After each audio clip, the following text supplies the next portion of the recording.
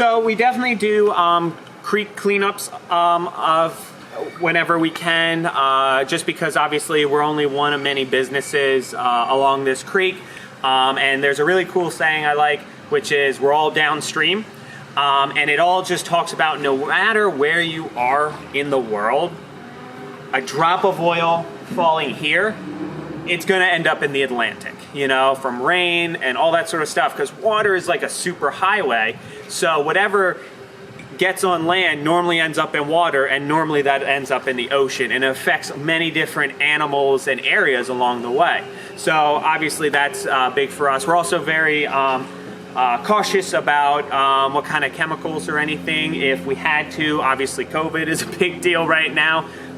So we're very cautious about what we might use around the zoo. Like a lot of our horticulture stuff aren't really putting a lot of pesticides and all that sort of stuff. We always look for natural alternatives that isn't going to affect the environment. So ones that we definitely consider have to have water in terms of like a pool per se. North American river otters. Actually, to even house them, there's very strict standards that you have to keep according to the SSP, and one of them is how much water they get. So you have to have some sort of pool for them to swim around in. And actually this pool is a lot bigger than they require because it's very deep. You know, they like to be more in creeks and all that a lot of time, but obviously our guys don't care.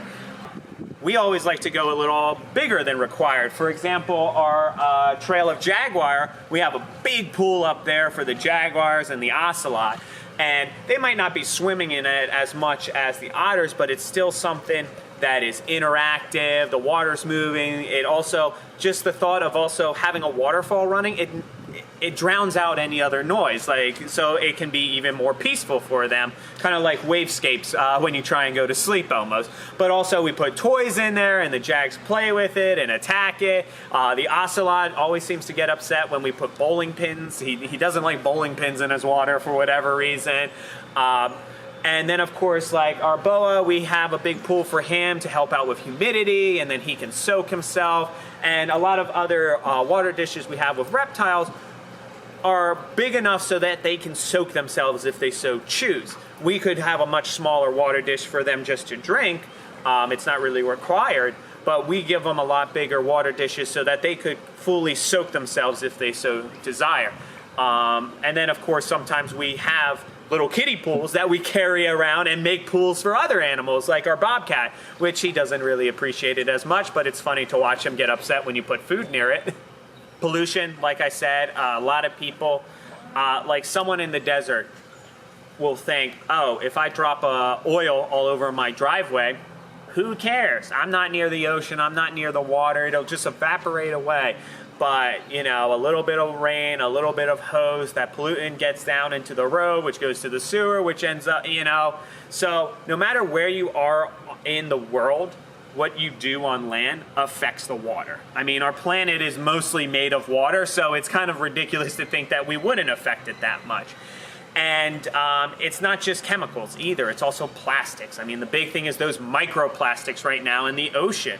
That they're like getting stuck in fish's gills. They're becoming tiny little microscopic plastics that actually poison animals or choke up all kinds of different sea turtles. I mean, a classic one is the little can rings. You know, that's a classic that everybody associates with turtles all the time because unfortunately plastic doesn't break down.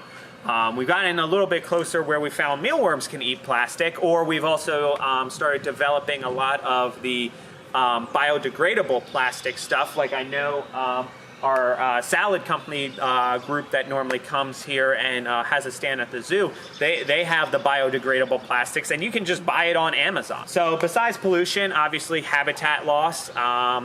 Unfortunately, we always like to consider dams as an eco version of getting power, but a lot of time it does actually devastate that area a lot. You have a very big difference of a very quick moving stream that puts a lot of oxygen, stirs things up, and even sometimes marshes that is actually a filter. Like if you have a Brita filter at home, think of marshes, bogs, all that stuff as filters to clean the water before it moves on. But when you create a dam, it just becomes a lake. It can ruin kind of that filter aspect, or even a stream that is used to being able to move quickly and has very a lot of oxygen in that water, all of a sudden not become as oxygen rich or not becoming as cold because the water's staying put for longer. All of a sudden, all those animals in that area can't really survive anymore. Another big one is mangroves. We've destroyed a lot of mangrove areas down in Florida and around the country because we want houses right next to the ocean. And granted, there's many different factors to it, but it has been scientifically proven that mangroves actually stop hurricane growth. So all those islands out there that had all these mangroves, it acts like almost like a hand just saying, hold up, hurricane, slow it down, and then it kind of dials back down. But when you get rid of the mangroves, there's really nothing to stop that storm from building up and just, well, hitting our coastlines a lot harder. We are here for conservation and education, and normally the two go hand in hand. So it doesn't mean that we don't want you to have fun here, but we're not here for entertainment. We want you to enjoy the animals, but not at anybody's expense.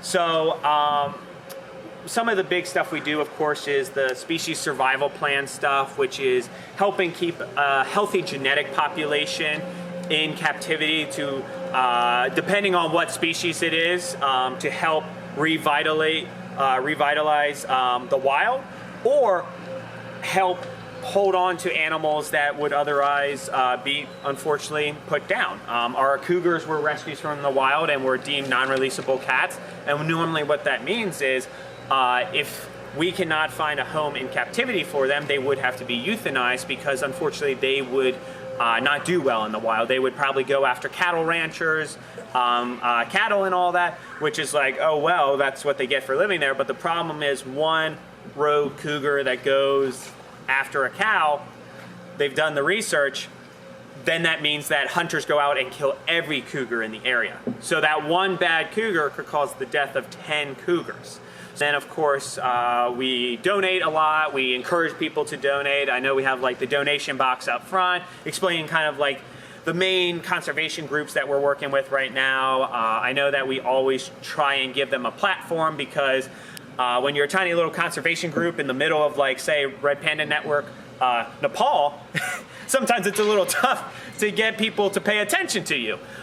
So having AZA zoos all working together and actually helping them with PR and showing all kinds of donation sites and all that sort of stuff can really help get a lot of PR out for them, whereas people might not have actually known that they exist.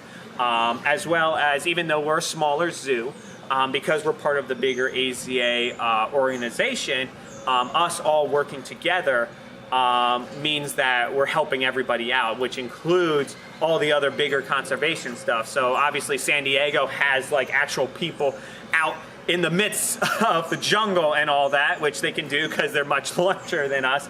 But because we're all working together, everybody's win is a great win. And we share all that information with each other, because even at our tiny little zoo, we might do something here that completely changes welfare or breeding practices, which then can help out those guys, which in turn can help them out in the wild as well. We've also done the Frog Watch. I know Laura and our education staff here does all kinds of amazing stuff, like doing the bird surveys and actively engaging guests into all these little things that they can do at home, because it's not always about the one big thing. Like if we go out and buy 1 million acres of rainforest, cool, great, but it takes all of us working together that can make the bigger impact. I mean, we could, people could go out and buy 1 million acres of rainforest, but a bigger impact would be if every single human in the world took a 5-minute less shower.